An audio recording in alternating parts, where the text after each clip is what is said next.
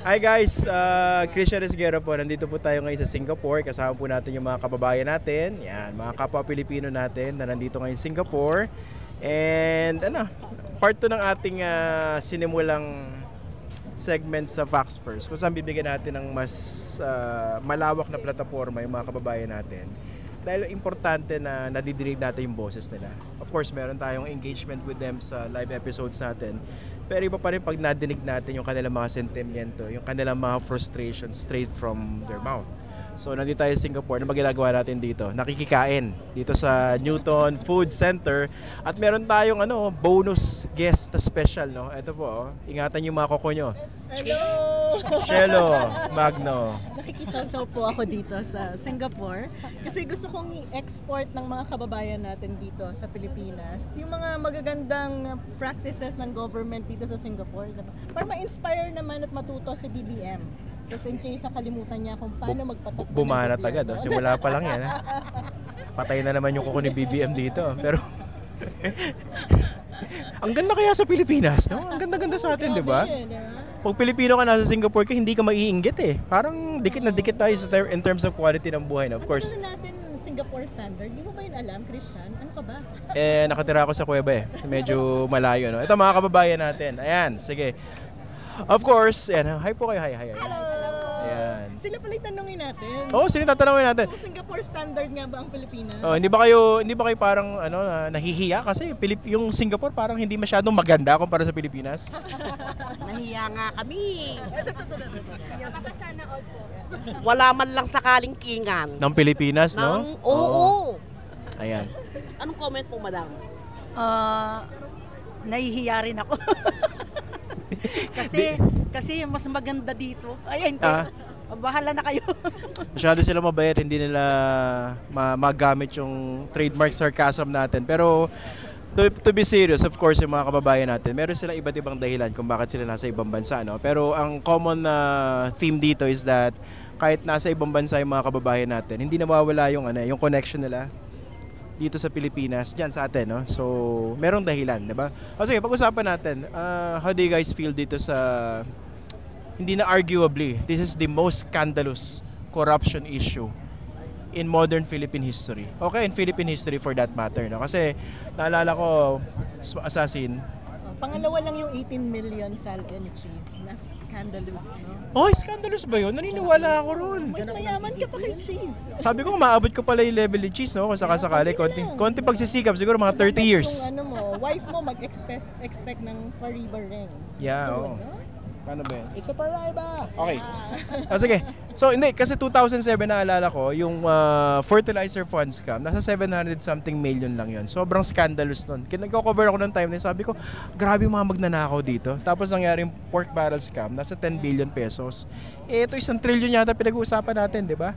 So, hindi pa natin alam kung ano yung ceiling nung ninakaw nila from our budget. So, kayo po magsalita, episode nyo to.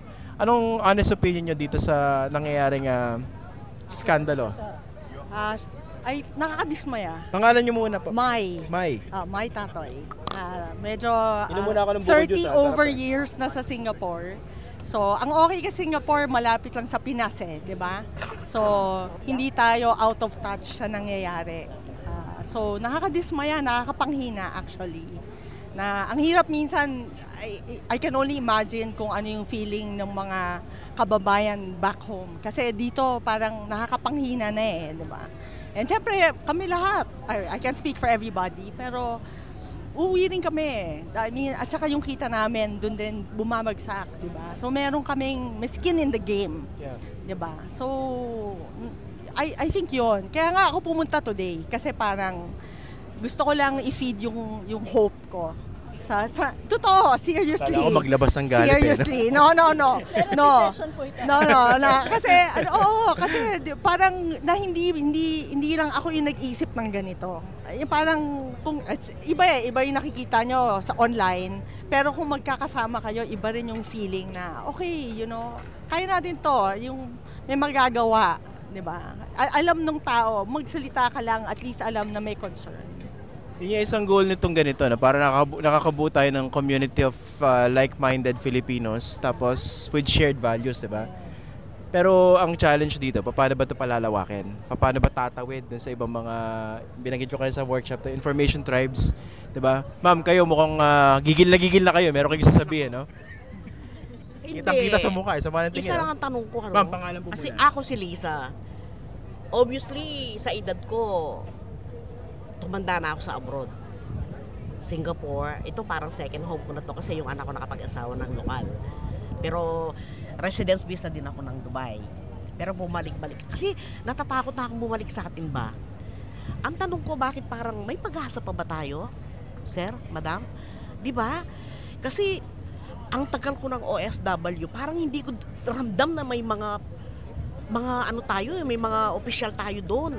Ang hirap umasenso kasi kung sino lang yung mga nakaupo, sila lang ang yumayaman. Sila lang yung masarap ang buhay. Samantalang tayo, di ba? Pag uwi natin, puro mga resibo lang eh. Di ba? Tapos, puro mga magnanakaw. Ang tatakaw. Mga gahaman. Gahaman sa pera, gahaman sa posisyon. Hindi pa ba kayo nagtatae? No. I'm just stating the fact. No? Sobra. Hindi ko ramdam na parang may mga yung project na sinasabi nila, budget. Hindi ko ramdam eh. Wala. Kung sino lang yung mayaman, yung mga nakaupo, sino lang yung lalong yung mayaman. Yung mga maliliit, lalong bumababa. Talagang at the end of the day, uuwi tayo eh. Pero parang wala rin, parang walang pag-asa. Bakit ang hirap mabuhay sa Pinas? Alam mo yun? Ang tatakaw, lahat! Matakaw, magnanakaw! Grabe, high blood ng assassin, no? Diba? Ay, Puso mo, puso. De, yung Na-inspire akong sumulat ng bagong rap song eh. nabanggit nyo matagal na kayo sa OFW, no? Parang na-curious ako, prof, no? Munti ko masabi assassin, eh, no? Hindi kasi curious ako sa iniisip ng mga kababayan natin na matagal na nagwo-work tsaka nakatira sa ibang bansa.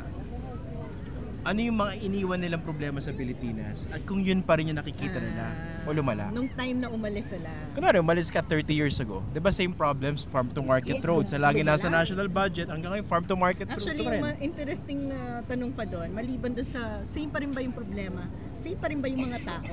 Oo. O baka ano rin, ipinaman na rin Same yung corruption political across families. Di ba? Dynasty. Pero may progress din. Nung nakarating ako dito, Ramos was just 92. became our president. Yes. 92 pa kayo dito. So alam mo, makikita mo namang urong sulong. Yeah. I think yung nangyari sa atin kasi ang complex rin naman ng mga problema na na-inherit natin. Well, at least nung panahon ni Ramos, may vision kasi, di ba? Oo. Philippines Yes. 2000. Tiger, economy. Oo, yes, tsaka hindi lang yun. Nakita ng iba na may effort to get on the right path. I think Importante yung nakita ko. visioning. Oo. Eh ngayon, may visioning ba? Not at all. Para talagang Hindi ba kayo believe sa presidente natin? Ako nakita ko yung credentials ng Prime Minister. Pag tinabi kay Bongbong, parang mahihiya yung Prime Minister dito. Eh. Imagine. Pwede ka palang Effort magtago ng hidden wealth, ha? At Ha? kaya ba yan ng Prime Minister dito? May hidden wealth pa si Marcos? Diba? Mahirap din magmaang-maangan. Imagine mo, ikaw ang presidente at sasabihin mo, I'm the least guilty here. Diba? I'm the whistleblower of this government. Saan ka makakakita ng gobyerno na gano'n? Sa Pilipinas. Okay. Tsaka panawagan pa, Mr. President, baka pwedeng bayaran na natin yung estate tax. Oo nga. Final na po yan eh. Para mabawas-bawasan yung deficit ng gobyerno. Ang laking tulong po nun sa ating mga kababayan. O teka, si Sir, medyo... maraming thoughts, maraming ideas. Ang gusto ko lang i-share, in line with yung nasabi niya kanina. Because, by the way, Ray Diaz, been here for 35 years. So I saw everything. Gumraduate ako like late 80s. And then late That was 80s. immediately after EDSA. Yeah, after EDSA, yeah. So pagkatapos ng college, UST, pagkatapos ng college, nagpunta kami dito ng barkada. And then ang masasabi ko lang, yung with the successive presidents, parang Netflix program eh. Merong dark side at saka merong positive side. Kaya ano yun ang istorya ng Pilipinas. Like, I mean, sad to say, talking about present times, like, yung mula nung umalis ako noon, kumpara ngayon, talagang mahirap i-describe yung lagay natin. Yung binabanggit ni ma'am yung yung parang definitely may progress naman. Pero sa akin kasi, that's one way of looking at it. Parang half glass full. When in fact, dapat, ewan ko sa akin, it's more frustrating kasi given our potential, given our resources. Yeah, frustrating, di ba? Itong Singapore, di ba? Meron ba natural resources to? Of course, yung comparison medyo may pagka-apples and oranges. Pero we see that if the government actually works for the people and there's a system that actually looks at the welfare of the people, hindi naman perfect yung system dito, di ba? At least napapakinabangan ng mga kababayan natin. Yan. Parang imposible naman din talagang walang maging progress kasi yung pressure, kumbaga peer pressure ba sa ASEAN. Pero ang next question mo kasi, a long time ago, feeling natin ka-level natin yung Singapore. At the time, nakikipag-compete tayo sa Thailand at Malaysia. Eh ngayon, napag-iwanan na tayo lahat nun. Nandun na tayo sa level ng Cambodia, Myanmar, Timor-Leste. Speaking of sorry. Singit. Speaking of papag-iwanan, 'di ba? Laging binibida ng Philippine government, tumaas yung tourism arrivals sa Pilipinas. Pero propaganda yung approach doon kasi pang ilan tayo, pang 4 Nakapiranggot yun kung in kumpara mo ASEAN. sa Thailand. Malaysia for instance, or even Singapore. Parang bakit problema 'yon? Hindi lang marketing problem 'yan, 'di ba? Problema infrastructure, tapos parang walang confidence yung mga nasa ibang bansa. Pagpunta ko sa Pilipinas, safe ba diyan? Lalo ngayon intindi ng corruption issue, 'di ba? Yung mga investors, ano iniisip nila? Ba't ako pupunta sa Pilipinas? Baka nakawin yung pera ko diyan, 'di ba? At saka, yun nga, I mean, hindi mo kailangan ng PhD to know kung ano ba yung mga solusyon sa problema na to. Kala ko hindi mo kailangan mag-PhD para mag-presidente. Hindi talaga. Hindi mo kailangan makagraduate eh. Sa BBM nga qualified ba't hindi ako? Diba?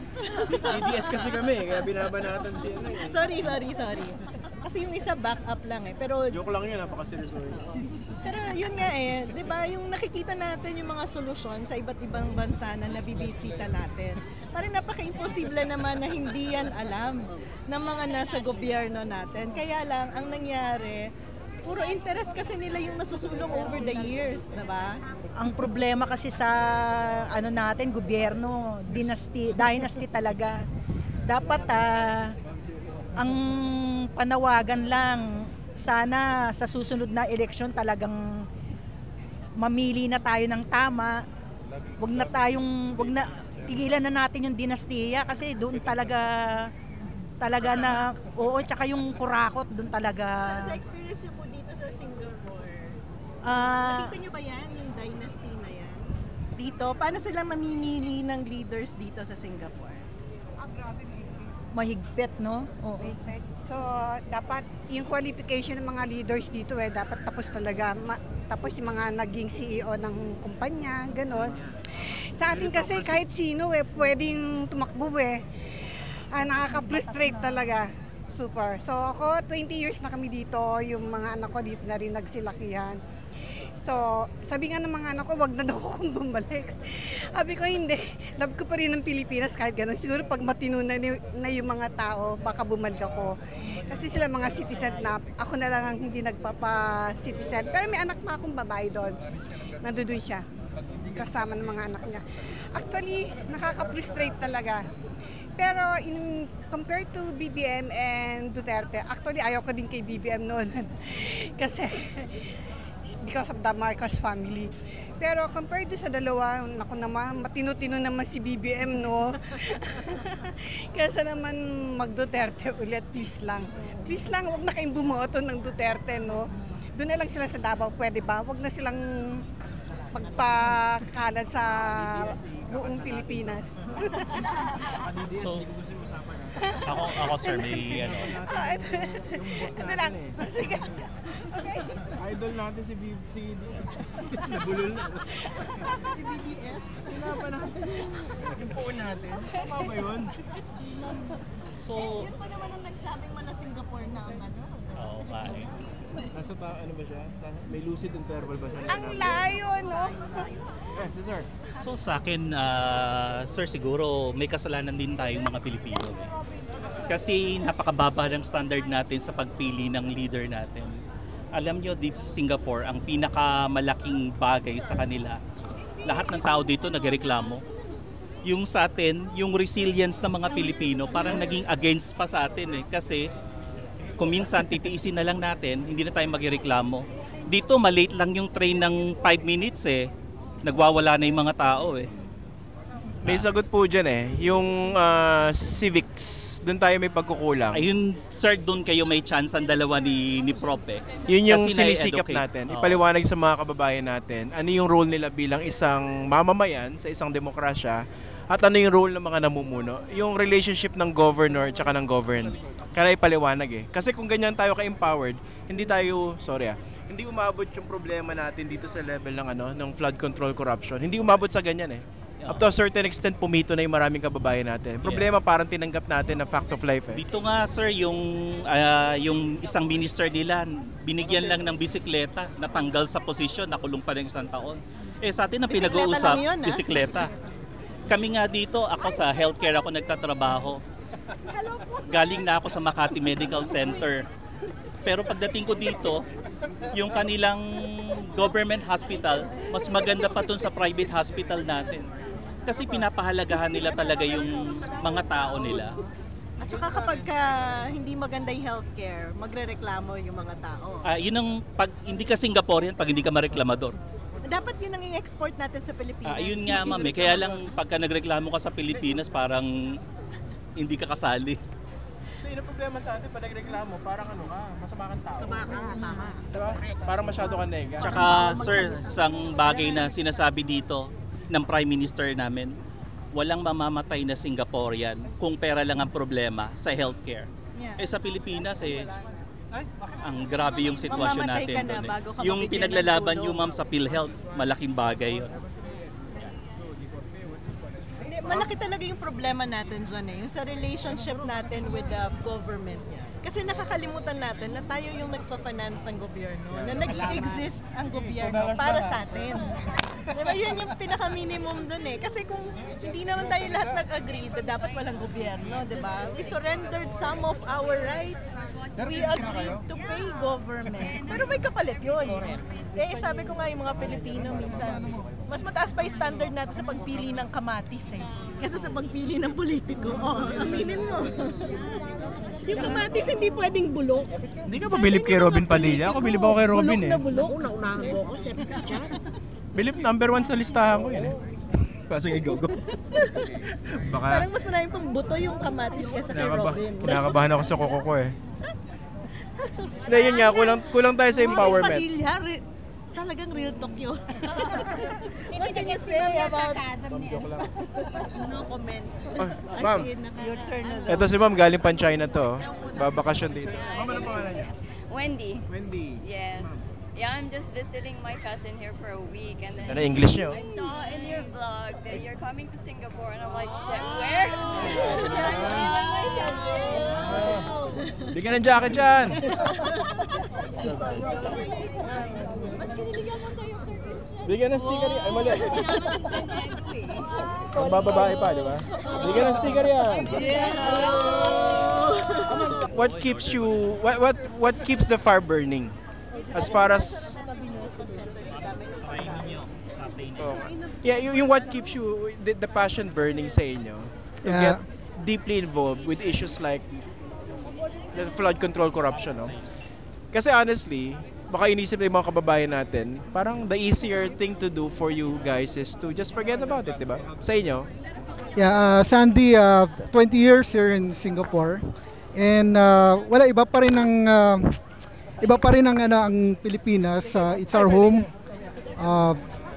And kahit nasan mapadpad ang puso, ang great memories is laging nasa Pilipinas pa rin. So every time nakakarinig ng mga balita sa mga katiwalayan, it really breaks our hearts to see those things happen. And Sa nga dahil hindi tayo naging continuous in selecting yung mga right leaders. We've had great leaders naman in the past, pero somehow we end up choosing the bad leaders that are currently nasa power. So malaki pa rin ang hope ko. I think the young people, millennials, Gen Zs, please choose wisely. Please be involved sa lahat ng mga nangyayaring katiwalaan. Be aware. Be angry even sa mga nakikita nating hindi maganda nangyayari sa bayan natin. And from there, we can really bring fruitful change to our nation. Ayun. Tapos gawin siguro natin parang call to action kasi ang parang naging tema ng mga ganitong discussions with fellow Filipinos, parang laundry list of complaints and frustrations. Yeah. Pero alam mo, kasi titignan mo yung profile nila, mas nakakalungkot ka kasi ito yung brain drain eh. Oh. Sila sana yung nakako-contribute sa growth, development ng ekonomiya ng Pilipinas. Pero dahil sa kawalan ng oportunidad sa Pilipinas, mas magandang opportunity outside, nagkakaroon tayo ng brain drain. No? And over the years, parang hindi yun yung na-realize ng gobyerno, naging major policy natin to encourage dahil nakikinabang tayo sa mga perang pinapadala nila sa Pilipinas, and yet hindi nila nakikita yung pagbabagong in-expect nila na makita sana nila. Totoo yan. Parang na-reduce yung contribution ng Filipinos abroad dun sa remittance. Yes. But in fact, marami kayong contribution na pwedeng gawin had you stayed given the right opportunities sa atin. No? Lungkot naman. Nakakalungkot naman yung usapan natin. Pero sir, pag umuwi ako ng Pilipinas, yung aking natutunan dito, nag-outreach ako dun sa mga ospital, tinuturuan ko rin sila, katulad sa UST. Lagi akong pumupunta sa radiation oncology doon, nagbibigay ako ng TO, quality assurance and safety. Ano po pala ginagawa niyo rin? Sir, ako hindi sa pagyayabang, ako yung first Filipino radiation therapy sa Singapore. So I'm running the Tantoxen Radiation Oncology Department. Yung unang naranasan ko dito, nung nag-apply ako sa POEA, binigyan na ako ng kontrata ng National University Cancer Institute na pumunta ako dito. Ang unang hinihingi lang ng POEA, pag namatay ka, sino magsusolin ng bangkay mo? Ay nang unang tanong sa akin, tapos pinagbayad pa ako ng $200. Wala naman silang ginawa sa amin. Baka hindi na ako makabalik ng Pilipinas, sir. Yan din yung di ba, Prof. Shelo, yung frustration ng mga kababayan natin. Kunwari, ang ganda na situation nila sa ibang bansa, maganda yung healthcare. Ang problema, pag umuwi sa Pilipinas, kasi marami sa atin gusto mag-retire sa Pilipinas. Yes. Problema, isang sakit mo ron, kahit gano'ng kalaki na ipon mo, pwede maubos. Tapos tutulungan pa yung kamag-anak mo. Yun ang nakakalimutan ding opportunity ng government kasi itong mga kababayan natin na to, ang potential source of investment sa Pilipinas dahil pag uwi nila, sila din mag-set up ng businesses, magkikreate ng trabaho. Pero pag wala kang foresight, hindi mo makikita yung benefit na yun eh. So, hindi ako nawawalan ng pag-asa para sa Pilipinas. Napakarami. With the right policy and right thinking and right leadership, kaya diba? Kaya. So, anong gagawin natin? Dapat po service talaga. Yung mga binoboto natin, dapat maglingkod talaga, hindi yung personal nilang pagpapayaman.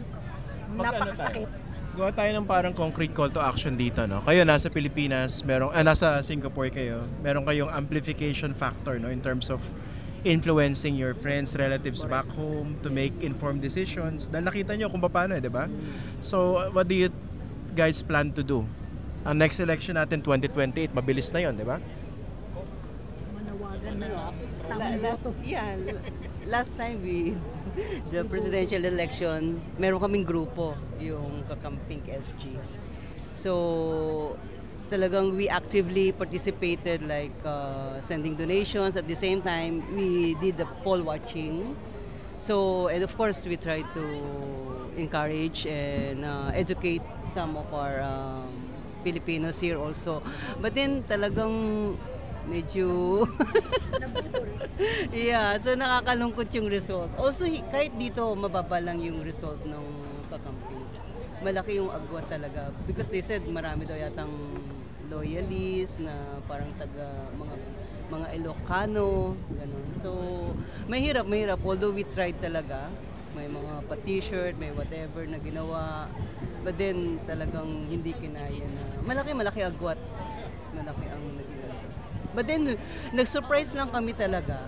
So, poll watcher kami, no? Supposed to be may mga schedules eh.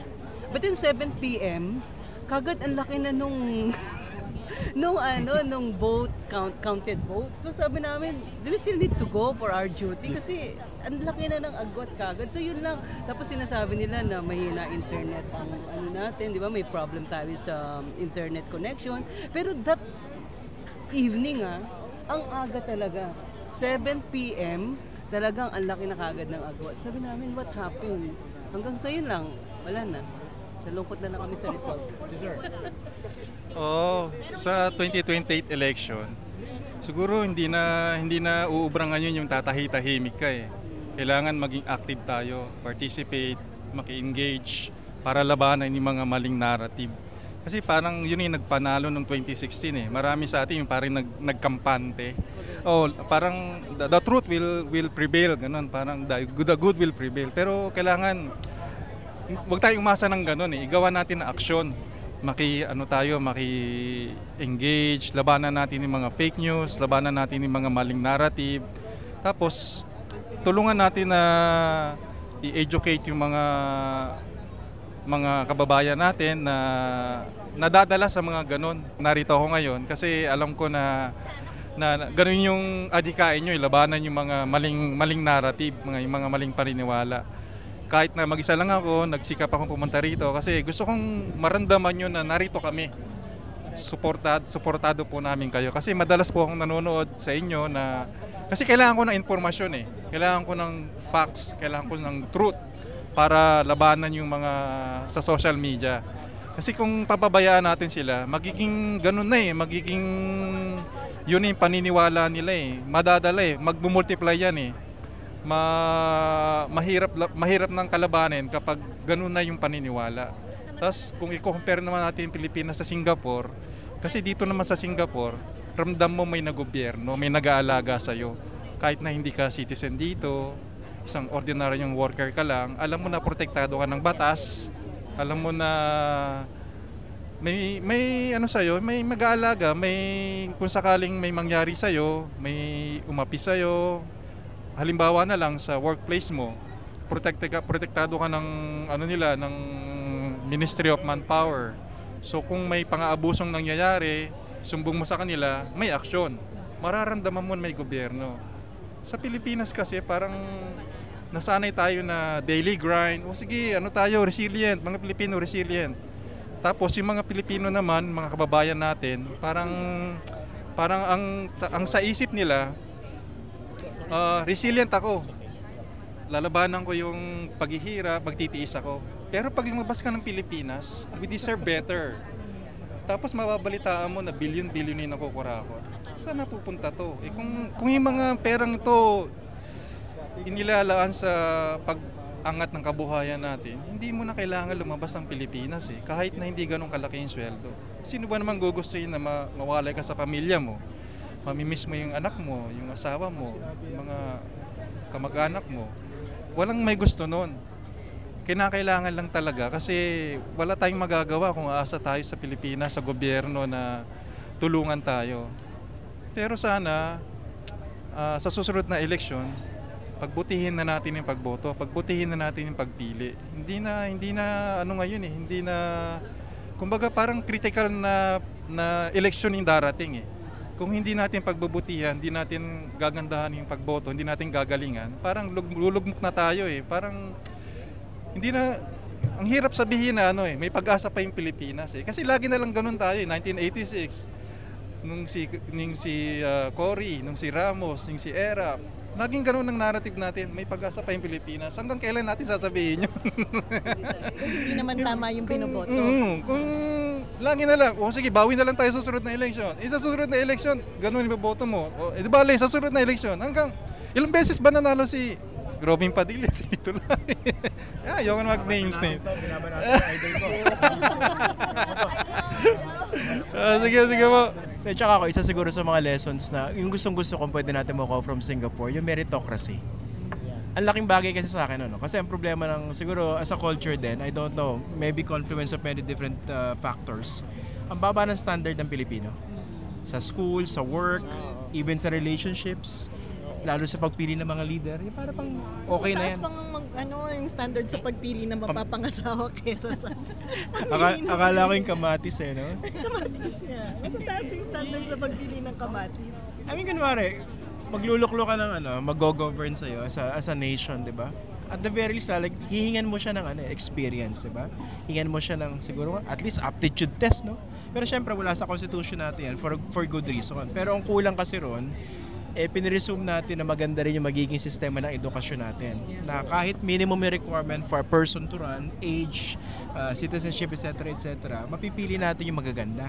Ang problema, bangkarote rin yung educational system natin. So, ito yung mga napapagpilian natin.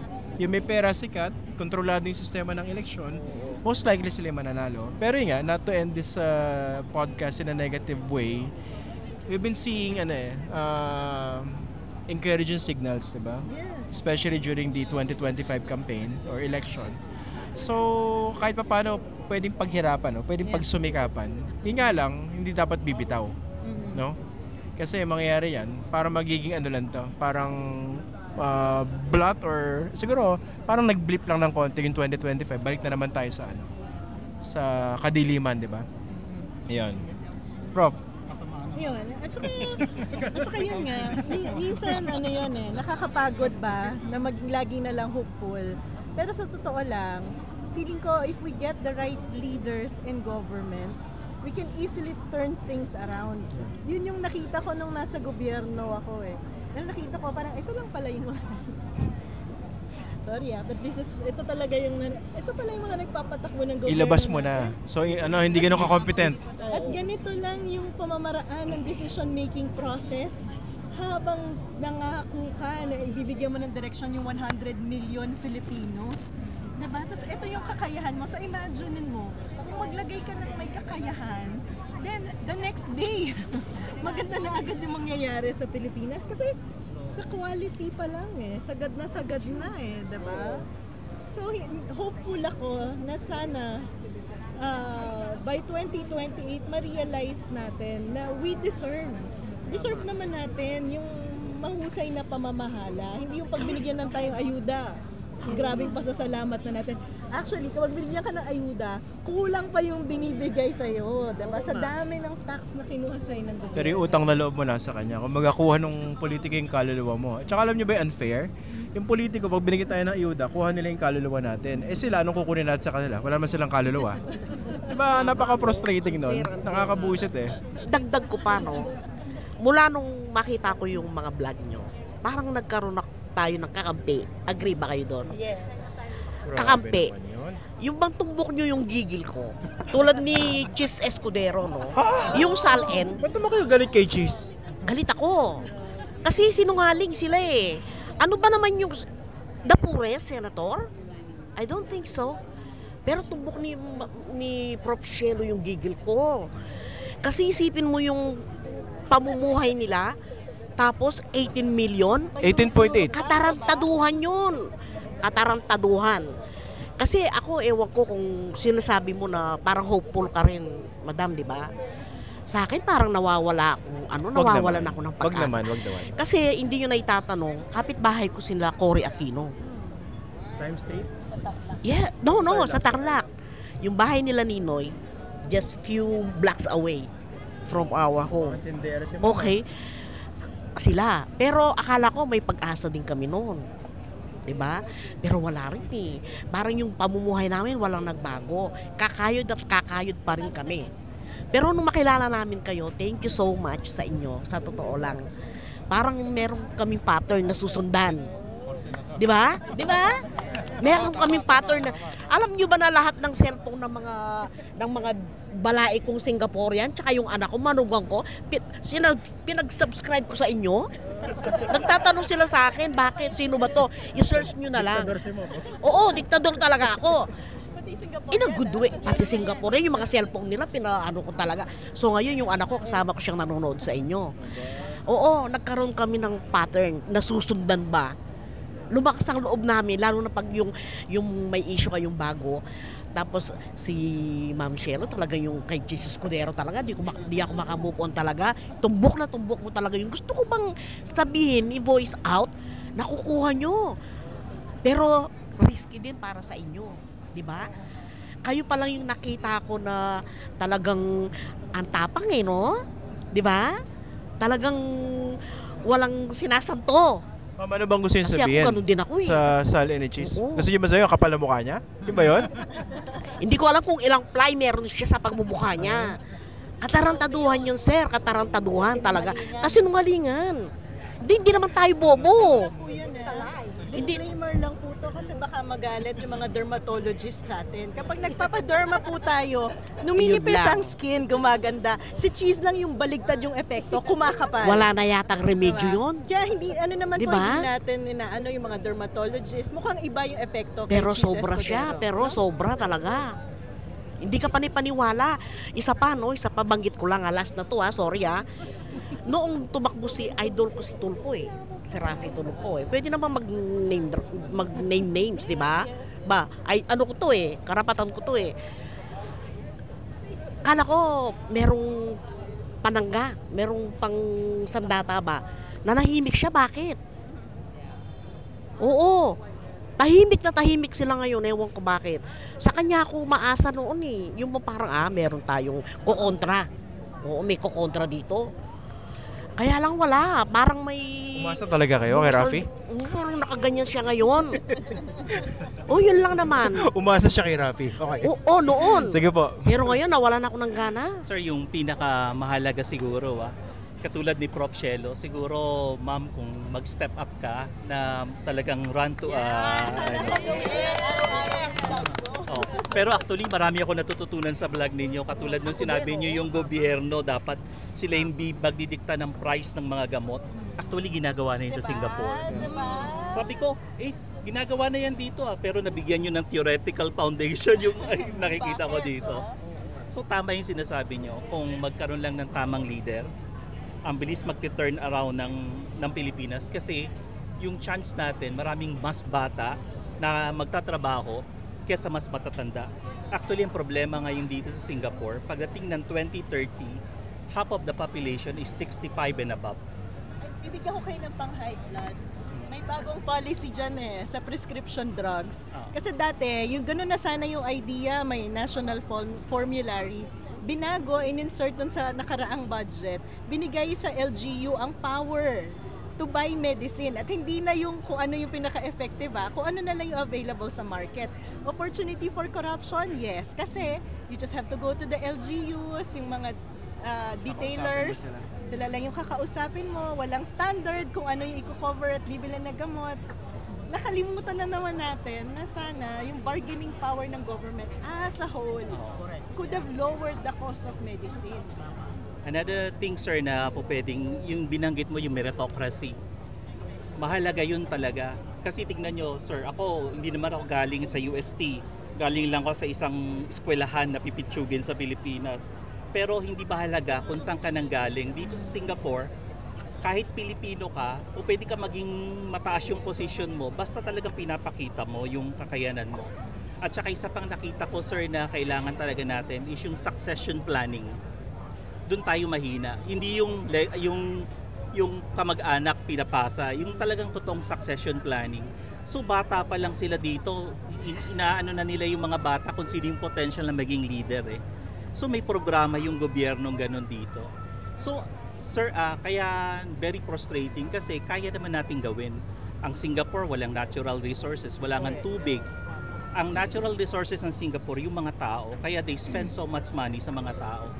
Nung nakita ko yung COVID situation sa Pilipinas, yung mga healthcare natin hindi nabigyan ng pera ng gobyerno. Dito, every healthcare worker receive 4,000 Singapore dollars as our bonus. Sa atin ang politicize. 6,000 daw kay ma'am. 6,000 pagka ano. Tapos binigyan lahat kaming healthcare worker ng medal na nagsasabi na we are COVID hero. Samantalang sa Pilipinas, nasaan program fund pa yung compensation ng mga workers since the pandemic. So ma'am, kumandidato ka na. Bago magtapos, idagdag ko lang yung sa COVID. Sa atin kasi may mga nabigyan, kaso na-politicize. Isang frustrating part sa akin, naalala ko, may mga healthcare workers, sabi nila, uy, salamat kay Duterte, nabigyan ako nung tawag dito? Hindi ayuda eh. Yung para sa mga health Yung workers. compensation. Compensation part of it. Sabi ko, bakit salamat kay Duterte? Di ba dapat salamat sa ating lahat? Kasi galing sa buwis natin yan. So it's something that we need to cure, no? Yung masyadong personality-based yung politics natin. And ako, siguro bilang panghuli, no? Sana wag tayong katulad ng iba na sumasamba sa politiko. Dapat consistent tayo sa mga values na importante dun sa prinsipyo, hindi rin sa tao. Kasi yung pwede mga politikong tingin natin okay ngayon, pagdating ng panahon na sila nakaupo ron, pwedeng sila naman yung malalaglag, di ba? Pag kakainin ng sistema. So, yun lang. Okay na? Reminder daw sa government, kapag maayos ng gobyerno natin, tama ba? Uuwi na po yung mga treasure ng Pilipinas na nandito sa Singapore. On the condition na maayos ang gobyerno, diba? So, kailangan natin silang mapauwi. Kaya dapat maglagay tayo ng maayos na gobyerno. Isipin mo mga professional, pupunta sa ibang bansa para magtrabaho. Sige, nakakahiya na sa mga kababayan natin nakatayo, no? Tsaka masama na tingin namin dun sa pagkain, eh, no? So guys, maraming salamat. Thank you, no? Dito muna nagtatapusin. Dito yung huli na pakikipagtalas-tasan natin sa mga kababayan natin. May mga susunod pa. Sir Edu. Sir Edu. Next time sama ka, Sir Edu. Ayan, sige. Thank you po. Kita-kits.